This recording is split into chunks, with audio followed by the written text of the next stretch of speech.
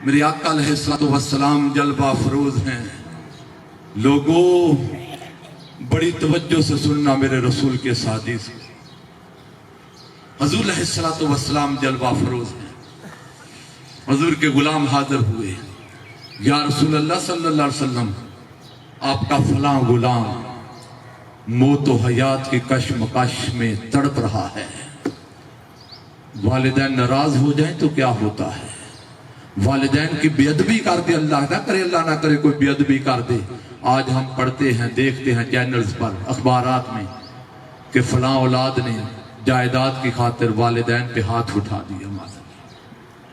کہیں آتا ہے کہ بچے نے والدین کو معاذ اللہ قتل کر دیا. بدبخت ہے وہ اولاد جو والدین پہ ہاتھ اٹھائے یا ان کے سامنے گالی گلوچ کرے.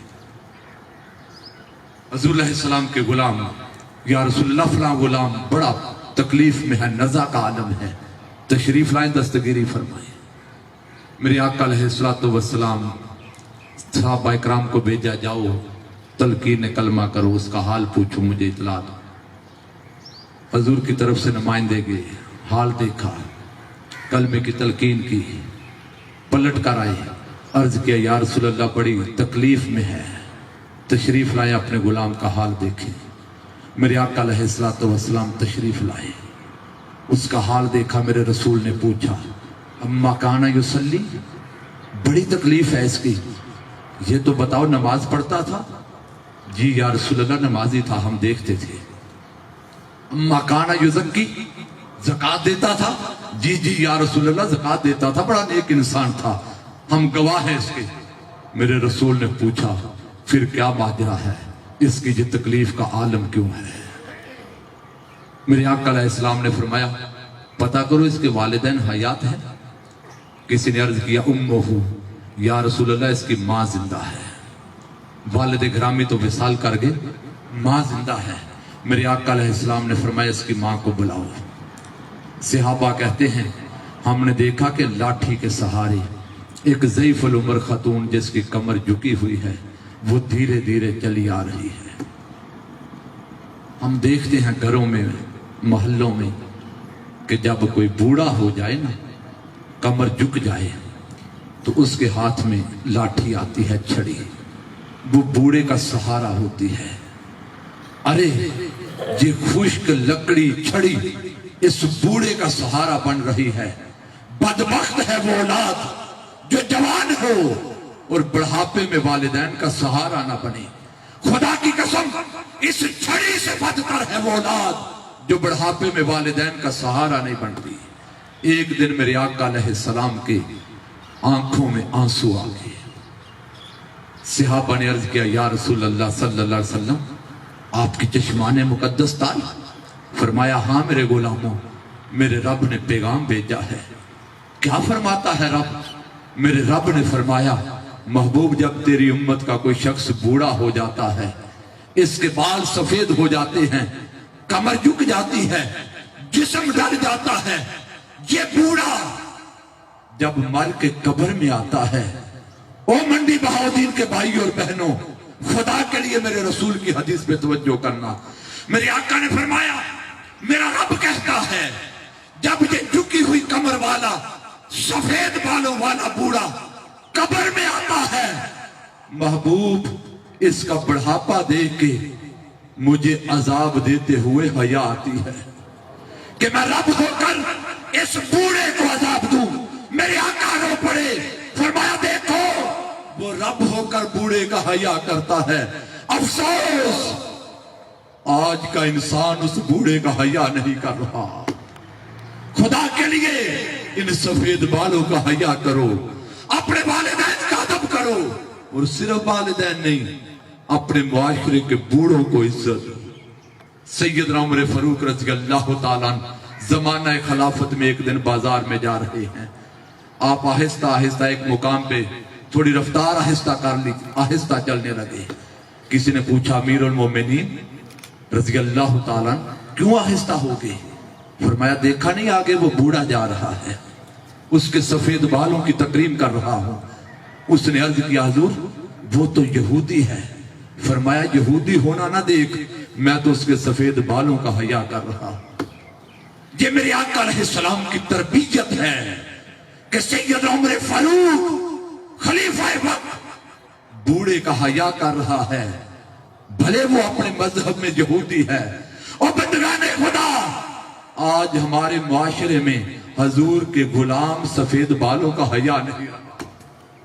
خدا کے لیے جب آج گھر جاؤ، جس کا باپ زندہ ہے اس کے سینے سے لگ جائے، اس کی دست بوسی کرے.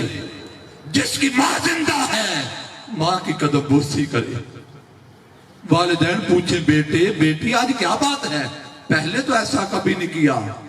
تو جواب دینا، منہاج القرآن کے درس عرفان القرآن میں گئے تھے، وہاں اللہ رسول کا حکم سنا.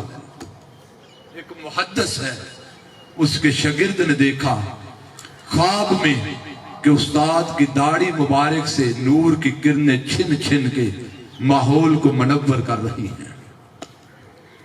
جس طرح چمکنے والا سورج معاشرے کو چمک دیتا ہے، چمکاتا ہے، اس شاگرد نے دیکھا میرے استاد کی داڑھی سے نور کی کرنیں پھوٹ رہی ہیں. اگلے دن استاد کے پاس حاضر ہوا، کہا استاد محترم میں نے رات بڑا عجیب منظر خواب میں دیکھا. بیٹے کیا دیکھا؟ کہا میں نے دیکھا کہ آپ کی داڑھی سے نور کی کرنیں پھوٹ رہی ہیں. اس محدث نے کہا بیٹے تو نے درست دیکھا. کہا حضور کیا مطلب، کس وجہ سے؟ کہا بات دراصل یہ ہے کہ رات میں اپنے گھر گیا تو میں نے دیکھا میری والدہ سوئی ہوئی تھی اور ان کے قدم پہ کچھ مٹی تھی، گرد تھی. میرے من میں آیا کہ ماں کے پاؤں صاف کر دوں. میں نے ماں کے پاؤں صاف کرنا چاہے ماں کے، تو میں نے کپڑے کو نہیں تلاش کیا، میں نے اپنی داڑھی سے ماں کے پاؤں صاف کر دیے. وہ جو ماں کی گرد اتاری اپنی داڑھی سے، رب تعالیٰ نے میری داڑھی کو نورانی کر کے تجھے دکھا دیا. اور بندگان خدا کے لیے آج کے درس کا مقصد صرف اتنا ہے، ہمارے دلوں میں والدین کی محبت اور ادب آ جائے.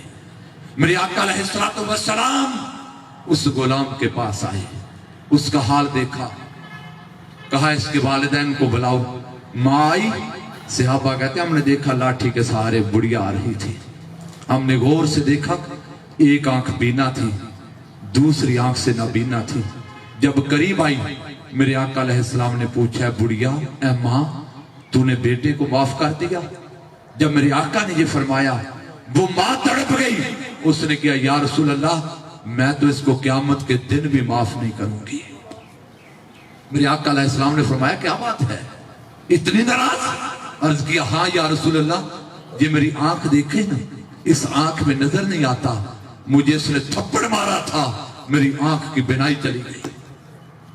جب ماں نے یہ عرض کیا میرے آقا علیہ السلام جلال میں آئے، فرمایا صحابہ ذرا لکڑیاں جمع کرو اور آگ جلاؤ.